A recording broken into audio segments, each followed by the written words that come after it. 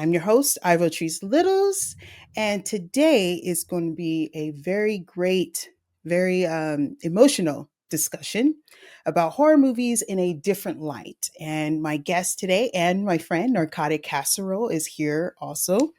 And Hey. this and I'm so happy to share this moment with him because he is great. And if you're not following him, please do. He knows his stuff. He knows his movies. He knows his characters and everything above and beyond. And I just love him. That's Yeah. why you often see us together on here because we just when you have someone in your life that's amazing, keep them. Mhm. I just had to share that live. I want And everybody to know that ultimately, the thing that got us together as friends in the first place was horror horror. movies. Yeah. It was.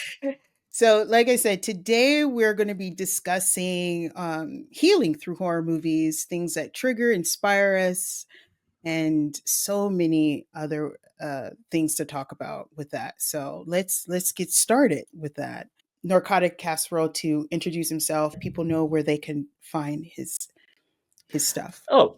Oh yeah. Well, mercifully, Trumpty Dumpty has not killed TikTok, so you can still find me there. Um, yeah, and actually, right now I've been going whole hard into my podcast, What's in the Podcast, which you can find on Spotify, Apple Podcasts, and iHeartRadio. In fact, Ivory, you and me did a whole thing talking about slashers recently, and still one of my favorite episodes is when we talk about Stuart Gordon's dolls. I'm gonna have to say a few things. They're trigger warning. I don't know if it trigger anybody, but it probably triggered me. So trigger Yeah. warning. It's gonna be very deep, but fun and sad and happy and all the emotions in the world because I wanted to focus on something that people don't really talk about that often is when you're watching a movie, not all horror movies, but there are some horror movies that trigger things and inspire you to become a better person or overcome certain things or face certain fears. um, I mean, you'd be surprised what they do. And I wanted to talk about that. What horror movies mean to you and how has it affect you throughout the years up to this point? Yeah. I mean, as I've said on my podcast, I've always liked horror like throughout my life. I mean, it was always a presence, but I never gave myself to it until the quarantine. Like it was really the quarantine that I needed something because everything else that I used to be my crutch was like gone or just was being delayed or pushed back. And then I just on a whim just jumped into the world of horror because that just kept coming out with stuff. There was this whole sea of things which I had never tried before. And in during a time when it was just a really rough reality to live in, just there was this sense of hopelessness that just resonated, not just with me, but with me, my partner, and just the world. There was just this sense like everything's ending and that there's no hope. And a lot of us had never been really, and many of us had never really been confronted with this grim reality that we were currently living in. So I, and most of the stuff that usually gave me life was now kind of just not there anymore. And then it was just that in that instance when I started getting into horror that I started to realize no, even just because we're trapped, like when you watch a movie like a Host and you see that these people made a movie using Zoom and all done during quarantine. And it was freaky, it was intense, and it was inspired, and it showed that creativity does not die. In fact, a lot of times creativity can be born anew when you're given a list of circumstances that you think will be constrictive. And I thought back to all the production stories I ever heard about with a lot of other of horror films that I love, like Evil Dead 2 in particular, or even heck, the first Evil Dead, where a lot of times just out of sheer necessity they had to come up with rudimentary solutions in order to come up with really cool shots. And it occurred to me, I was like going, horror really is the genre where it really does stimulate the create like your urge to innovate and urge to create. And during that time when my YouTube channel was like dying because most of my shows that I did relied on actual people in my house, horror was there to basically say, no, you can come up with different things that you can do in your own home that can work. And even more so, that was when I jumped onto The Last Drive-In with Joe Bob Briggs, and I jumped in with the Mutant family. I was live tweeting. I had a community that welcomed me with open arms. And then from that, I jumped onto TikTok, and that's where I met you. And that's where I met a whole bunch of other wonderful people. And I've been in different communities. I've been in the Doctor Who community. I've been in like the superhero cosplay community and all that, but nothing has ever made me feel as accepted and even embraced for my oddities than the horror community. I've always just watched it and enjoyed it, and it's like, Mm-hmm. got scared and now I'm under the covers. But since I took it to another level of where I wanted to, talk about movies and, find so many people in the community, um, and just like take it, to a discussion level of, meeting people Mm-hmm. and interviewing and things like that, it just really opened my eyes of what it's really about, the behind the scenes, the understanding, but also meeting people with different perspectives of the same movie. Like you don't see that too much. Like drama is what it is. Like comedy, or I mean, I'm sorry, just regular comedy, romantic comedy is kind of like in your face. That's what it is. Girl meets boy, boy meets girl, they fall in love. Blah. But Super villain comes in, starts some shit. yeah, Superheroes come in and just get rid yeah, of it's you. kind of like the blueprint. Like it's just one way. But with horror, it's like I see it this way and I see it that way, or this person represent this, and I think it's Mm-hmm. because of people's experiences, like Yeah, in a good and bad way. And you don't really get that a lot in any other genre. And with those experiences, we meet people who have shared experiences, but also other going through other things where you can compare and contrast, like, oh, I understand, oh, you're going through that. And then you connect, and then you learn from each other, and then it's like a safe haven. Like you find people that you're safe with, that you could be yourself, and they accept you. I think horror accepts more people in different ways than any other genre. And regardless if you're, believe me, I've seen people dress a certain way or look a certain way. Like some people are more nerdy towards it, some people more erotic towards it, and half dressed and are fully clothed. But then the commentary or the topic is the same, even, and yeah. we don't care how you look. So which is cool, which is Yeah. something. But don't get me wrong, every horror has its moments where people be gatekeeping, and it's Oh, that's it's going to be everywhere. yeah, That's yeah. everywhere. There is some. It can be a little drama here and there. What's Well, the life one thing I without noticed about the drama? gatekeeper, when it comes to the gatekeepers in horror, I notice is that whenever they rear their ugly head, I notice in this case, a lot of people like get your back and say like, knock that shit off. Yeah. Yeah, I have noticed that that happens a lot more often in the horror community than it does like, oh man, no, friggin' forget forget talking about Star Wars is a dirty word on the internet. It's Yeah. very true because Yeah. when Stephen King jumped in threads, so did everybody else, and Well, so I'm a like blue it. sky now. Oh, you're on there. Well, I'm on I'm a both blue of sky. them. I like blue sky. But Threads is like Stephen King town. Like if you go in there talking crap, it's either him, Joe Hill, David Howard Thornton. He be on you. Like if you're Oh yeah. going in there talking crap, I've seen him cuss people clean. Don't be bringing that here. I mean, just it's so. And I think his name is Russo. What's this? I think it's Joe Joe Russo. Russo? Yeah, he be on there. I'm telling Yeah. you, they do Yeah. not play. It's like get out, and so it's like we have our own little army, and it's like Art the clown didn't cuss you out, and he's silent. So it's like I would be so embarrassed. I would just leave. And then on But the other side, you also have people who are just legitimately positive, who just yeah, exude just a wonderful energy, even mhm, in just mere text form, but they exude such a wonderful positive energy that just makes people feel just comforted in knowing that people like this exist. I mean, off the top of mhm, my head, people like Felissa Rose, who is just like a absolute ball of enthusiasm. Uh, Joe Lynch, I mean, having just met him at Spooky, but even just online, he's just a big old ball of excitement, and Mhm. just he's just so thrilled about everything in terms of just what it's like in the horror community. Mm. Barbara Crampton is just a freaking inspiration. Kelly Maroney is just, I love how active she is just when it comes to interacting with people. I on just even on that end, it's just nice. And of course, the maestro Joe Bob and Darcy, the way they have cultivated an entire community around them just to give us a place where people can feel like they belong to something. It's just beautiful. I don't Mhm. see that anywhere else, really. Mm-mm. And very accepting.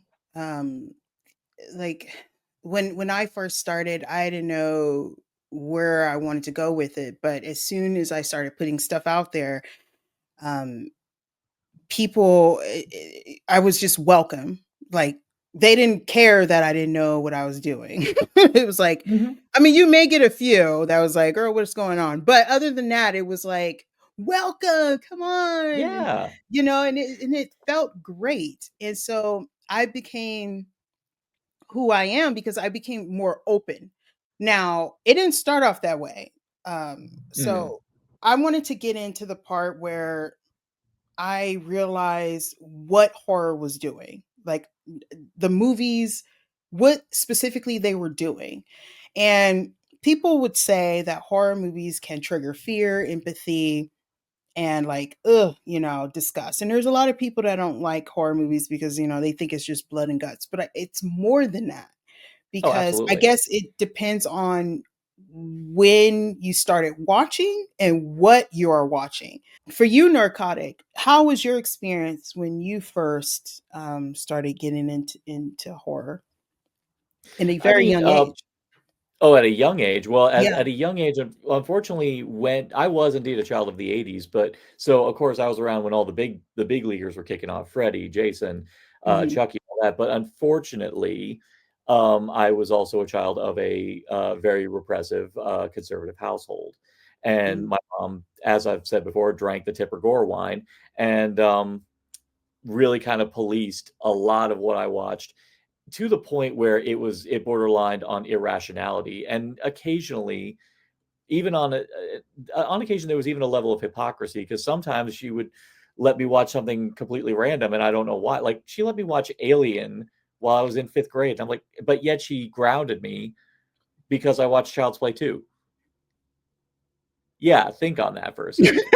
So That's a little different. so That's way unfortunately, different yeah, from each so other. unfortunately, because of this upbringing, as a when I was younger, it really kind of, in my opinion, stunted my development in terms of my threshold of what I was able to watch.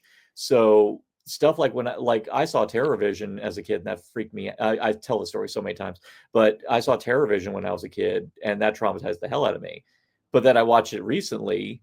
Now being the person that I am today, I watch it now and I think it's the funniest freaking thing I've ever seen. But the fact that, because, and this is where I do think it's important for parents to take an active role in a child's development. The fact that they repressed me because they held me back from watching things, and because they didn't want to make the effort to sit with me Mm. to experience these things, I unfortunately was much more scared, much more timid, and frankly, a lot more neurotic and insecure about a lot of things. And unfortunately, in order for me to really enjoy the things I do now, I had to basically grab life by the balls and do it myself. I mean, so when The Exorcist came out or when The Exorcist came back for the 20th anniversary in theaters, I was like, I knew that this was a big one. I knew people talked about it. I was horrified. It was the scariest freaking thing I'd ever seen in the theater up to that point. I mean, I was graduated from high school at this point, so but even then, and I was able to watch Scream and stuff and Evil Dead 2, but Exorcist was like the one that people said was like the scariest damn thing ever. It was powerful, and but it was. I think that was like the first real glimmer of when I realized how powerful horror could be. I was like 3.5 years old, and my earliest, most vivid memory was seeing Ghostbusters. My parents thought that would be okay, I guess, because they thought, oh, Dan Aykroyd, Bill Murray, it'll be fine. Um, I guess they didn't realize the fact that there was a legitimately scary shit in that film, but because there is. I'm Yeah. sorry, there's stuff I couldn't Yeah. watch, and I was addicted to that movie. You know, Ghost and yeah, Ghostbusters was yeah. I saw I mean, that. the whole scene where the arms grab Dana and drag her into the kitchen, I had to close my eyes. When I was a little kid, I was closing my eyes like so many times on that bit. But because I had that for little taste as a little kid, I feel like if my parents had wrote it and actually kind of like sat with me and actually like wanted to take the time to really kind of cultivate that, I feel like I would be the person I am today 20 years ago, Mm. if that makes sense. Mhm. Well, I remember watching Ghostbusters, but it didn't scare me. I mean, I do remember the hands and everything, but it didn't scare me. It was more of a comfort movie because when I watched it, my dad used to watch it with me, and he would Hmm. like, you know, if I'm scared or something, he'll put on Ghostbusters. So Ghostbusters was obviously for me because we actually would watch scary, scary movies. Yeah. So So and I that right there, that just kind of proves my point right there, yeah. because you had someone that sat with you and enjoyed it alongside you. Yeah, well, yeah, but let me tell you something. It wasn't No, always oh, pleasant because going to the movies, some of the movies, even though they sat with me, they made me watch it. So I'm trying to cover my eyes in Pet Cemetery. It's like, oh no, I no, put your hands down. You're gonna watch everything. And I'm like this in the theater. Yeah, Evil Dead 2, I saw that at a drive-in, I had to watch it. So yeah, it's comforting, but they were like, you're been a bad girl, you're gonna watch horror movies. That was okay. it was kind of So my we're on 2 ends of punishment. the spectrum, really. We're kinda 2 ends Yeah, of the spectrum, really. yeah, like, it was like a family thing to go see it, but if I was bad, you watch horror movies too. So, I got the good and the bad from it. It's kinda weird. So, it became a normal thing for us and that, "Oh, we're going to the video store, grab a horror movie, we all sit and watch it." And I wasn't scared. Like, it was like grabbing, the Care Bears. It was so I guess I was desensitized at such a young age. However, however, as an adult watching it, certain movies would do certain things. Like, for Yeah. example, I want to say The Conjuring. She was a woman that was taking care of her family while her husband go out on these truck. He would ride the trucks and stuff like that. So he'd be gone for long periods of time, but she had to take care of the family to the point that it tired her down. Taking care of the girls and then also moving to a whole new city. And then now you got some ghosts that want you out and doing crazy things. I felt like her. I felt like I was losing the purpose of why I started watching horror movies and why they meant so much to me and life in general. Like I was Yeah. being bombarded in so many ways that I was exhausted. And my exhaustion, I saw Bathsheba as the hopelessness, as as the way out. Like it's the easier way out. So I saw her as if you took yourself out than just a ghost in the house and consume you. So the point where she was so exhausted and tired and it just beat down and when the black goop got into her and that's when Mm. Bathsheba got her, I feel like I was at that point where I was just letting all the negative take me down. So then when it got, after everything was happening and she was underneath the house, no one could reach her. It was like that was it. Everyone surrounded her from above. No one could get to her. And even her husband was calling her and saying, no, no, no, everybody. Where Lorraine put her hand in and touched her head to show her that, remember you said they mean the world to you and to show her that glimmer of hope in life. And what made me sad is not the scene isn't sad. It's sad because I had nobody to show me the glimmer of hope in life. I had to do it myself. So I Mm. understood the strength from Lorraine touching her until she actually had to mentally fight Bathsheba to see why she was there. And also, I, at the time, didn't have anybody worth fighting for.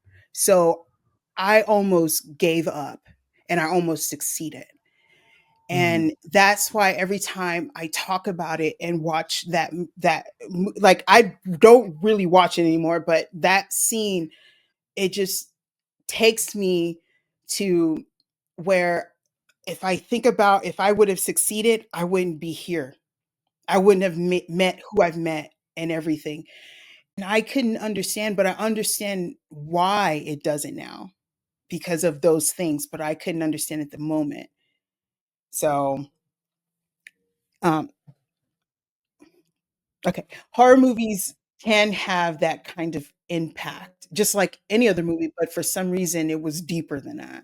Yeah, I think to kind of ride on what you're saying, well, the other thing that's magical, I mean, about specifically about horror movies is that they, in a way, for a lot of people, they make you feel seen as well in terms because so many people who deal with depression, who deal with any kinds of like of problems where they feel, stifled and alone, they think that they're the only ones that deal with that problem. But the beautiful thing about what a great horror film can do is that it can actually say, not only are you not alone, you are part of something so much bigger that you don't realize, and that there are other people out there, and that if you want to, and honestly, the best thing to do, contrary to what your mind tells you, is you have to reach out. You have to like find them, and that's definitely something that that was I would say horror definitely felt that for me a lot of times. I mean, um, off the top of my head, I'd say that there's one that had a sequence that just hit me because I had a similar incident. Was in The Substance, actually, most recently. Well, the Right. sequence where Elizabeth is trying to go out on the date with Fred, basically try to go out there and try to actually enrich her own life out Mhm. there. But unfortunately, because she keeps seeing all these triggers to her insecurity, she keeps going back. She keeps doing up her makeup again.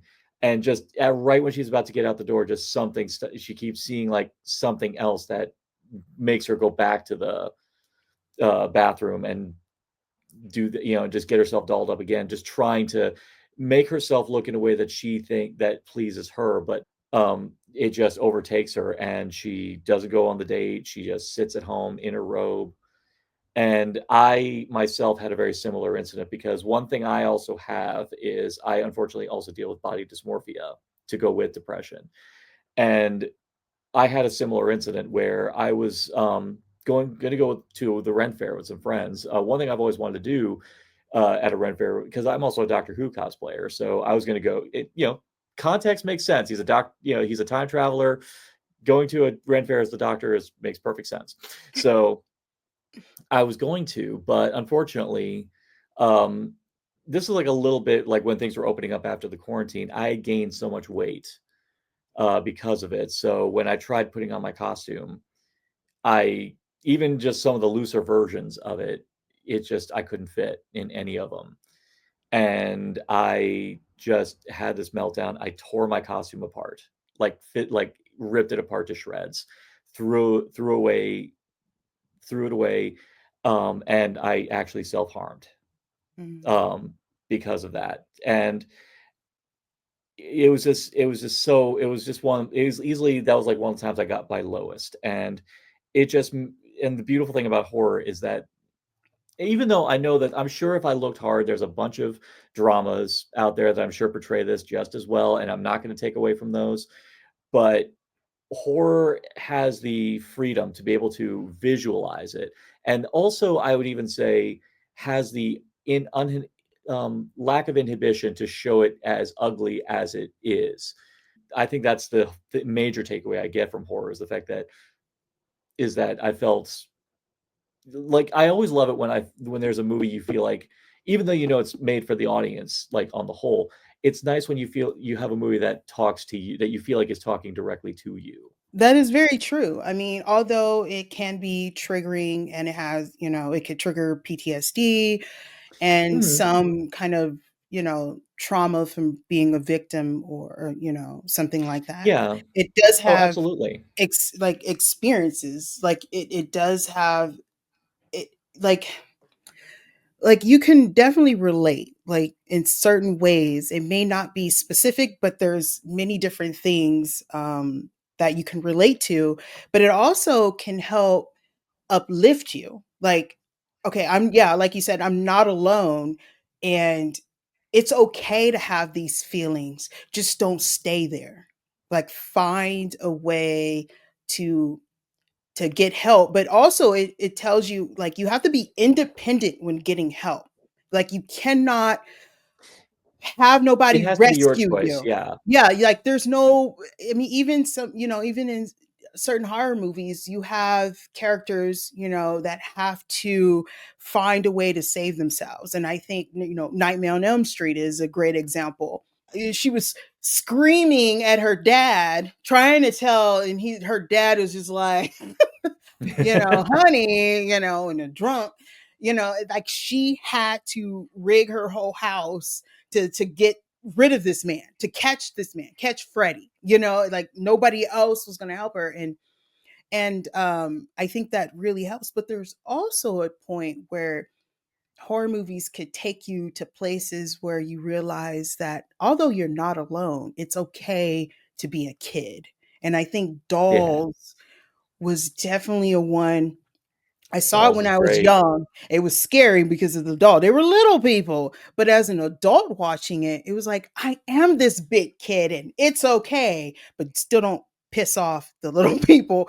But it's okay to be a big kid. It doesn't mean that you're strange and crazy and unusual. And I think that's what they're trying to say with her parents. Like, because you're a big kid, you must be weird and you can't be talking to children and stuff like that. You can't have this mindset of loving dolls. You got to be a grown up, play with them and stuff like that, and collect them and dressing up and cosplay. And there's a whole community of that. And it's okay. That's that childhood Yeah, part of you. You have adult money. Now you can look like who you want to look like. You couldn't do it as precisely. a kid. Well, and to kind of lead on what you're saying there, there's always a societal pressure for people that they say that you got to grow up, you got to put away childish things, all Mhm, this nonsense. When it's those childish things are the things that were like the foundation to make you the person you are today. And movies like Dolls are great because they say that no, it is honestly kind of vital that you hold on to those things that enriched you and made you happy mhm, in your formative years, because if you let those things go, you turn into a monster afterwards.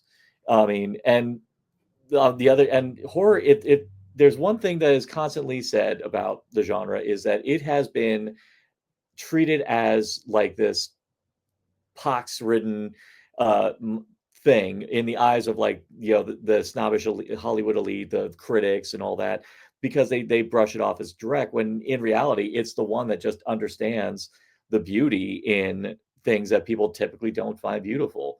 I mean, and if there's one thing I can like a long time ago, you know, I will say my pronouns he him. I'm cishet, actually ace as well, asexual male, but through horror, I was able to see beauty in so many different things. Like now I go to drag competition. I'm like going, they are beautiful. They are gorgeous. And it's through horror. Like when I watch stuff like the Boulet Brothers Dracula, or even through films like say Nightbreed or Basketcase, actually Basketcases 2 and 3, mhm, I see so much more beauty in things in stuff in people like that, because they're so much more interesting, because they have stories and because they have things about them that make them special, that and that unfortunately these people want to crush.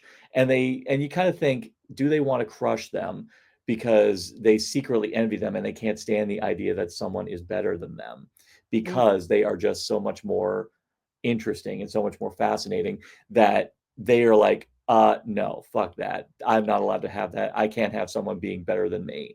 So they Mm. feel the need to crush that. Horror movies definitely expose you to different lifestyles and different colors of the rainbow. It's not Hmm. just what you know. It's just here. It's everywhere, and so I think it definitely gives you a light. Also, it really shined a light on sexuality because a lot of people don't talk about that, but I'm going to talk about it. You Well, should go for I it. because when you're young, you don't understand things, and as you grow up, you're like, I think I like this or I like that, and some people say, "Oh, it's a phase," it's Yeah. not real. But really, I thought it was until I watched Cat People, the one that came out in '82, and I Oh yeah. knew, I Love that. knew I find women a little bit more than just like she's cute. Like it was feelings. I found her so irresistible. Like she was not only just pretty and gorgeous, like I was like, I like her. And Yeah. and I was feeling a certain way. It wasn't like sitting there, oh, she's pretty. Like I was feeling ways like, wait, this normal? This is this what it is? But truly, that's who I am. I Yeah. doubt it's a phase. And not to say it was because of that. I think those feelings always were there, but I think it just triggered that it's okay. Like this is who I Yeah. am, and it's okay. It helped to give you a perspective on who you are, where you stand, but it also opened up your gaze to the world around you, and just Mm, it and also made you kind of make you feel okay to be this and not yeah. feel pressured into being something else. I mean, like I mean, I'm happy with myself that I can watch, the recent Hellraiser with Jamie Clayton and look at their Hell Priest and go, They yeah, they there that made me think thoughts that I didn't think I'd ever have. I mean, But for there them here to we look but the way they were, I was like, I might give it a shot. yeah, you know what? Hand that box over. Let's Yeah, let's I do mean, because this. they looked so attractive to be so Yeah. terrifying. Like, It was yeah, it was, well, even in the original novella, like this is how they were described, as like this ultimate balance of the pleasure mhm, and the pain. But I feel like, and not to take away from Doug Bradley and the Cenobites of old, mhm, but I feel like this was a much better representation of the counterbalance of what the Cenobites represented. And I think Jamie Clayton just completely embodied that. And the fact that I had that response to it, I mhm, think hits home. Just, and I love it when like any kind of art, and art is meant to inspire. I love it when a piece of art is able to awaken something in you, or at the very least help you come to some kind of perspective about yourself, mhm. and to let you know that it's okay that you think these things, because these filmmakers obviously think the same way too, because here they are portraying it in a way that makes you realize, okay, I see it. Kind Mhm. of going back to what I was saying about realizing that you're not alone in feeling the way you feel. See, Cat People was the early part of life, but later I realized that I had like Wolfman that came out, the 2010 one. See, I was so upset with that woman that I would have Yeah. been like, "He can have me." Like, the feralness about Benicio in there just had me clutching pearls. But I think that was the more tamed version, but the version that brought out this sexuality of this like feral, like, could I just let this happen, was Wolfcop. Oh, geez. Don't get out of my brain, because even I was thinking, yeah, that, Wolf Cop on Werecat Trist in the second one. Yeah. I mean, Jellicles can and Jellicles do, man. man, Wolfcat had me feeling Wolfcat. Oh my Hey, god. you know what? That'll be the hashtag for the second one, Wolfcat. Wolf Cop had me feeling some type of way. Like I was Oh yeah. watching that, and the way he was snarling and growling, and it was just something that it was bringing out, and I didn't know I had it. in me. And I think for these movies to trigger those kind of deep feelings of wanting to be devoured and conquered and just taken over, sorry, they just really bring out Just got you all that sweaty. Okay. that part, because I was just like, Lord have mercy. But I loved it. I love those adrenaline feelings of being just like, oh my God, just transformations and things like that. And it's so awesome. Even the hunger.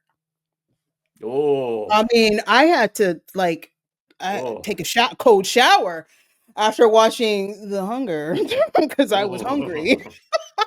Oh I no, love it. oh It's no, like, yeah, watch yeah. that and Only Lovers Left Alive back to back. You're dead.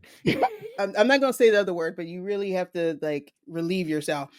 And I think those kind of movies bringing those emotions and feelings out, I think is just amazing. Like, I Yeah. don't know, it takes you to another place. Well, I think, Yeah. and on the other end of the spectrum, and I think there's another aspect we need to think about. Unfortunately, now we are being thrust right back into a pretty harsh fucking world again. Even and we're terrified about how much worse it's going to get. And the great and horror, a lot of times, even though as all the experiences we're talking about are great because of the catharsis that comes from knowing that filmmakers see us, but I also believe the horror serves a vital purpose in helping us confront harsh reality, like Mhm. just the idea that we are in for some pain, and honestly, the best way that we can prepare ourselves to confront that oncoming storm is have these wonderful visual examples of how things can go bad. And horror is the one genre I love that is so brave that it doesn't always end happy and it doesn't Mhm. always end easy. It's not always black and white. I mean, I just finished watching Red Rooms, which is about a person who becomes obsessed with true crime to the point where they end up delving into the world of snuff films and the like. And it pretty much wrecks her life, but she bravely goes in in order to basically to see like how fucked up the world is. And I think that's the other thing. Horror just doesn't lie to you. Like the best horror just does not lie to you about how messed up this world is. Mm-mm. And and in a way emboldens you to say, yeah, this is how bad it's going to be, but there are this is the problem. Here's how you can, and some of the good examples can even help you Mhm. overcome those like recent examples like the Boogeyman, I think was a great example of that, where you're confronted with grief, you're confronted with pain, but through this set of circumstances you can actually find a way to deal with it, not put it away or basically not get rid of it completely, but at least learn to deal with it day to day. Or the Babadook is another great example of that. Mhm. Yeah. Yeah. Definitely, some of these horror movies also deep dive into, the political way of fear, especially the Twilight Zone. You Oh, know, exactly. that when I watched them young, with my mom, and they were, some were creepy, some were like even scary. But then as Yeah, an adult, when you start learning about things around you, you're like, wait, these are allegories of real life situations that had happened or can happen if things precisely. don't change. And so, and you're starting to see that in movies today. Like if it keeps going this way, it'll end up this way. And then how things are going now, it's like, we're getting too close. I mean, there's even a movie called Civil War that recently Oh, came out. I didn't And have the nerve to watch that one. and then but if you see how things are going, it's like, we're just a hair away, and the purge, and it's like, man, it's like, are we really going to let this happen? Because in the movies, they just let it happen. I mean, it didn't happen overnight, but it slowly, gradually went there. And that is definitely scary. But some of these movies are written by people who see things beyond of what's happening. They have their personal experiences of grief and danger and fear and things like that. And, sometimes these movies are not movies, they're warnings. It's like, hey, Exactly. this is what could happen if we don't do something about it. Sooner or later, we're going to get Black Phone 2, and I love that Mm. movie. And Oh, yeah. I absolutely love the Black Phone because I personally like The Conjuring, yeah, but there was a specific scene. But the Black Phone really took me down emotionally from the beginning, middle to end because I grew up in a household where you would just get abused and talked down because you were different. Mm. And seeing that was really something, especially, my niece, who I grew up very close with. She's a few years younger than me, but she has a gift, and just like she did, whether you believe that or not. But I grew up with her like that. I grew up very, I like doing things and I was very good at certain things. And my dad would always, he knew I was a good drawer. He knew I was very crafty and he tried to do everything he could to make that, that something to, make that I was good in, Yeah. to show it, buy the paints and the paint brushes and stuff, just like their mom did before she died in the movie. So I understood that. My dad died, when I was young, and I got bullied, just like Finney got bullied, and so Yeah. I felt that. But what really took me down the point where he had a friend, Robin, who was there to help him the best way he could, but told him, dude, you cannot, you're going to have to learn to defend yourself because I won't be here all the time. And then Yeah. you realize what happened to him where he wasn't there. He was there to a point to show him you could do it. You could become whatever you need to do, and by using a gift you have to survive. And Finney was like, what are you talking about? I don't have the strength. He said, yeah, use what you got. And what he got was an Yeah. arm. And he told him, once you take that phone off the wall, I'm going to be gone. That's it. This is it. This is all you got. And he was showing him how to hit. And I realized watching that I didn't have a Robin, but I'm very strong at what I do. If you're in the dark place or in the dark room or whatever you may be, you have to get up. You have to get up. That's what I'm sorry. But that's what that Yeah. movie taught me. You had to get up. And there were times where I was down, where I had a rope around my neck, where I had taken pills, and and I did all that stuff. And just to think, if I didn't get up, I wouldn't have met Dead Meat. I Oh. wouldn't have met Narcotic Casserole. I would be dead, buried with worms. So when I see that movie and when I talk about that movie saved me. I mean, there's so many movies that did it here and there, but that is the only movie that just said, girl, get your ass up and you better swing because ain't nobody going to do it for you. And that is the last thing I want people to know about me and anything else. So when I am genuine, when I'm pushing people, when I'm telling people to be something, do your best, I am genuine. I am for real. I'm not a liar. I'm not a fake person. And that's just how I am. And because I know how it feels to be the lowest of the low, to be the shittiest of the shittiness, and just want to take yourself out, that shit sucks. It hurts it hurts way worse than any physical pain that you could possibly get. The heart pain is the worst, the mind pain. So Oh, it is yeah. something that I really push. And so watching these horror movies, some of them, yeah, they're scary. You get with your friends and you're like, ah, but some of them have a message, and some of them take you to places you never thought you would go. And I am so glad that I embrace the horror because it led me to the greatest people in my life that I want to keep close. And that is include Narcotic that is sitting right here. I just want to say Wow. Swap it for horror movies and beyond, aka Ivotres. That's me right there. And you are, and yeah, that's ultimately the big takeaway is like there are so many times when I'm not recording, where I'm not um, just doing anything artistic, where I do feel kind of low. But then all of a sudden I remember, oh shit, I've got this appointment I got to record with you, or oh wait, I've got to edit this, one I did with this person. And none of this would have been possible were it not for the fact that, horror was there when I needed something, and it provided in ways I was not expecting.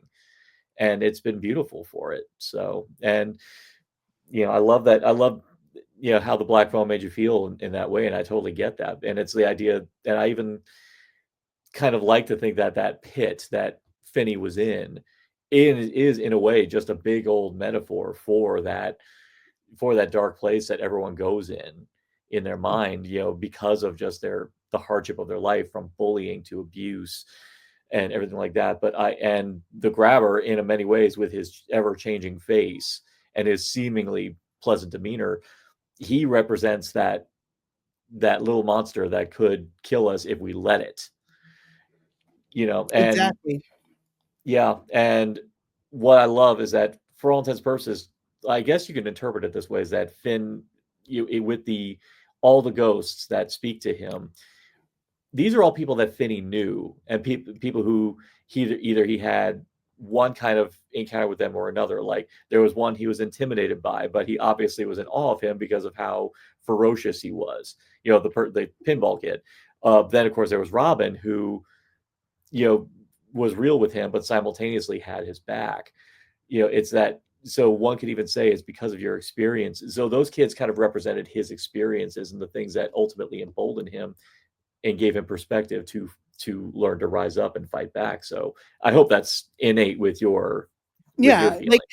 yeah, because each one of those kids took him as far as they could go, regardless of how they were when they were alive.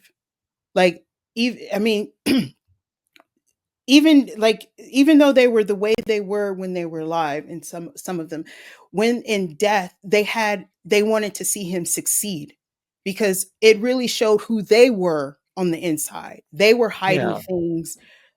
Sometimes the bully gets bullied, and sometimes this person who's scared of everything is really fearless. They just need an opportunity to show who they really are.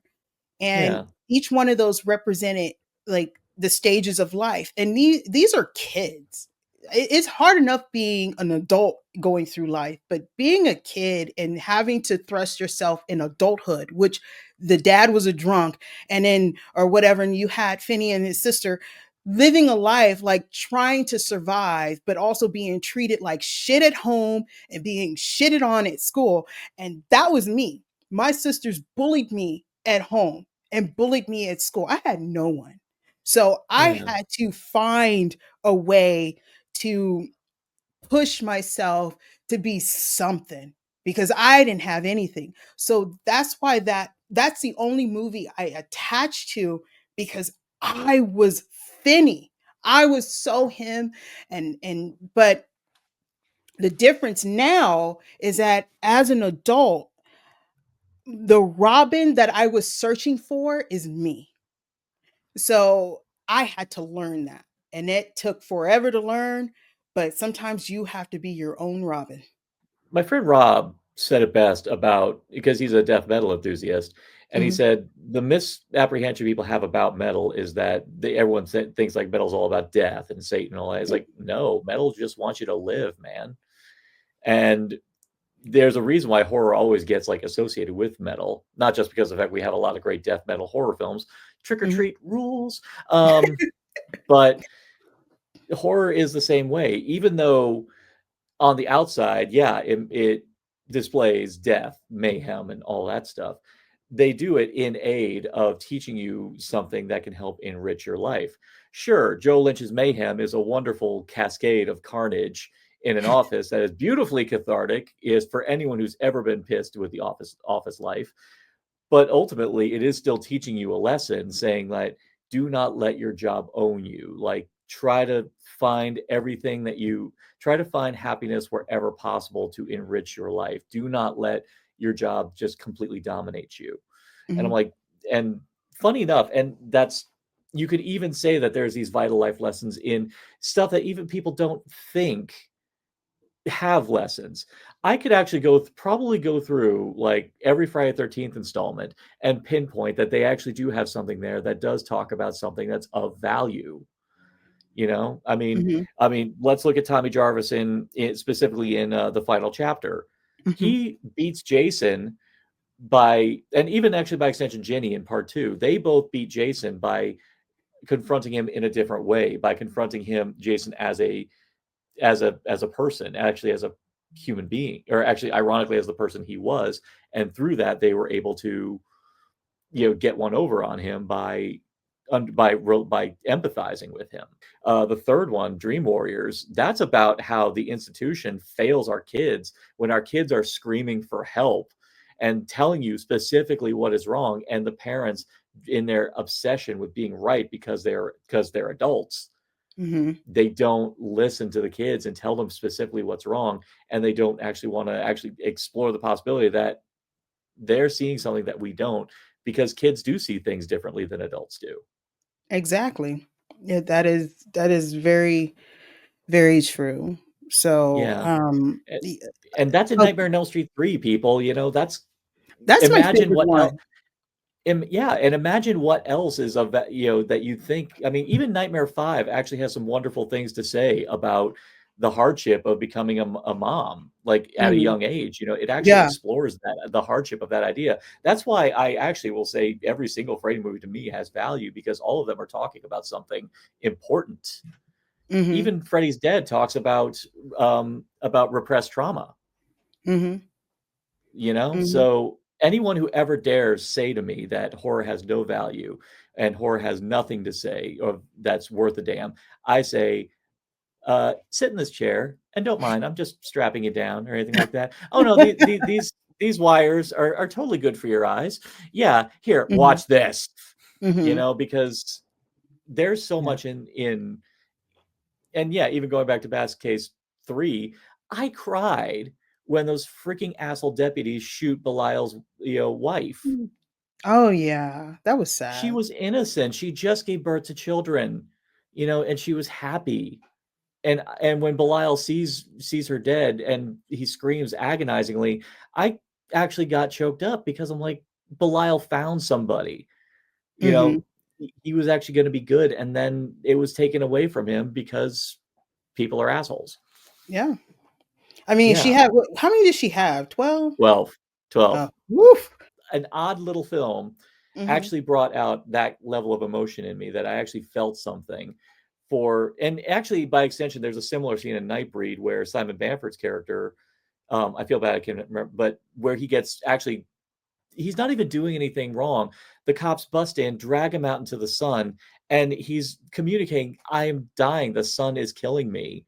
Mhm. And the cops just stare down at him, some with contempt, and he reaches out to the one black officer, and even the black officer like steps away from him, and I'm like, fuck, Mm. that's crazy as hell. And they just watch him die, and he didn't do anything wrong, and you cry because you know that this guy is innocent and that he's actually like his only crime, ironically, is just existing. Nightbreed came out in the early '90s, so these are things that have been talked about. And Mhm. the thing that drives me crazy is the fact that people still aren't getting the fucking message. And it's something I've said constantly, that you know the whole, like, people who whine about woke horror or anything being woke. I'm like going, yeah, but here's the thing: we don't we enjoy it because they're speaking our language. We get it. But the reason why they're happening is because you morons aren't getting the message. And the only reason why the messages are being said in much more simpler terms is very clearly you're not getting it when we're saying it on a subtle level. I really wanted to talk on this level of what horror movies are because, I interviewing people and then having content creators on my show. It's fascinating to me, different perspectives on how they are viewed. Whereas the content creators, that come on here, we see it differently. We see the end Yeah. result, but we break it down of the colors, the tone, and the fear, the understanding, the message behind it. And I just think it's so fascinating to have those Yeah. two sides of the story with the same coming from the same, material. It's Mhm. so, I don't know, it's so Yeah. interesting. And that's why I'm Well, so horror glad I do both yeah. sides of the camera. Well, horror is visceral. I mean, its whole Mhm, specific purpose is to tap into the viewer and bring out something in them, either something that they never knew was there or something that maybe they're terrified to confront.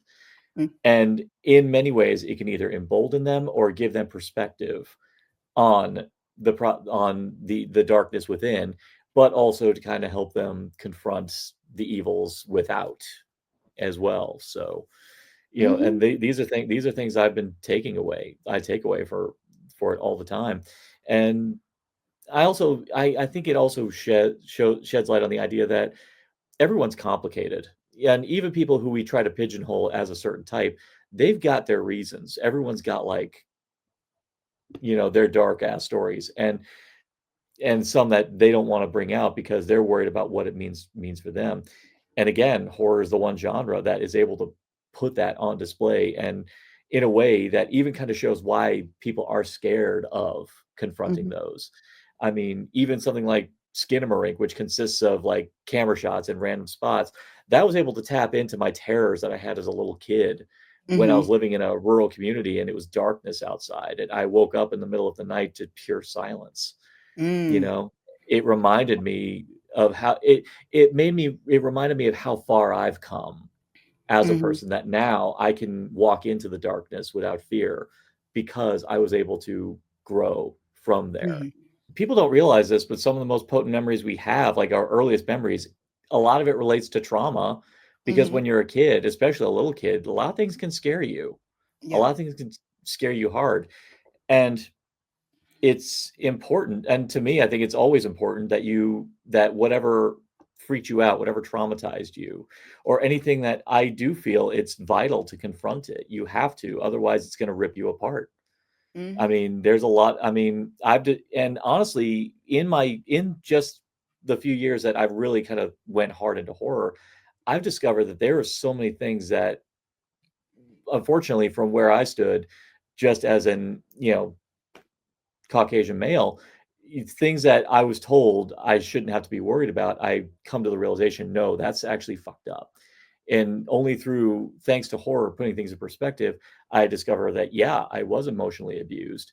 And yeah, I have had sexual trauma, which led into a lot of my repressions later on down the line, which Mm, ended up affecting me in ways. And horror, through a lot of the wonderful ways they portray it and a lot of the visceral ways they portray it, I was able to come to terms with those ideas and finally realize that there was nothing wrong with me ever the whole time. It really was just everyone around me. mm. Therapy helps too, by the way, So, but horror is good. But horror rocks. But we're here yeah, about horror. Yeah. yeah.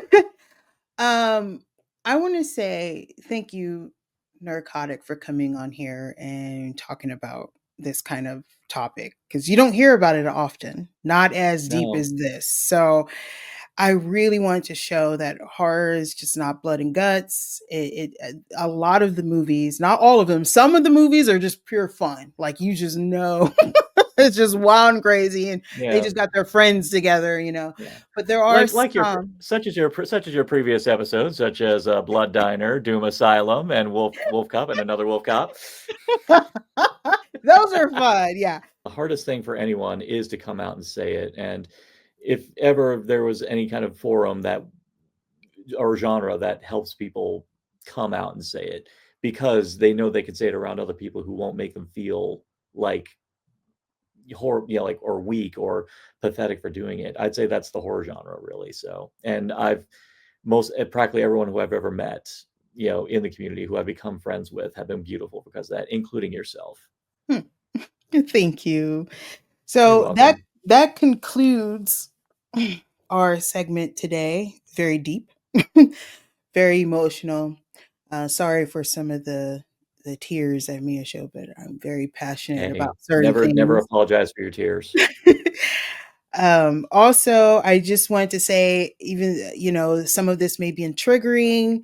But these are our opinions, our perspective of how we feel about horror. You may feel differently, which is totally fine. But if you feel like you need to talk to someone or something, you're having these similar emotions, please contact somebody, Absolutely. a professional that could help. But if you can't get to a professional, tell your closest friend that you need someone to talk to you until you can get the professional help. Don't wait. Don't sit on it. Um, that's the last thing that write it in a journal. If you can't talk to anybody, do whatever you Yeah. can to get those feelings out, but also seek professional help. So, but once again, thank you, Narcotic Casserole, and please let people know where they could find your info. All right. Well, firstly, I do have my podcast, What's in the Podcast, which is on Apple Podcasts, Spotify, and iHeartRadio. We just did an incredible interview with David Weiner, the creator of In Search of Darkness. Mm, Um, Fantastic interview. I had a great time with it. And of course, I'm on TikTok, Narcotic Casserole 25, on there. And if you just want to generally shoot the shit with me, that's Blue Sky all the way. And at What's in the Podcast. Yeah, just look up What's in the Podcast on there. But also just John Reed Adams. That's my real name. mhm. I got no shame about it. Well, I got no shame about a portion of it. I don't know. It's really hard. That's the reason why I say John Reed Adams is because it's not fucking Quincy. So, but leave a comment below, like and share, please. All the good stuff. Yeah, You know how it all the goes. beautiful stuff. But thank you so much, everyone. Until next time. Bye.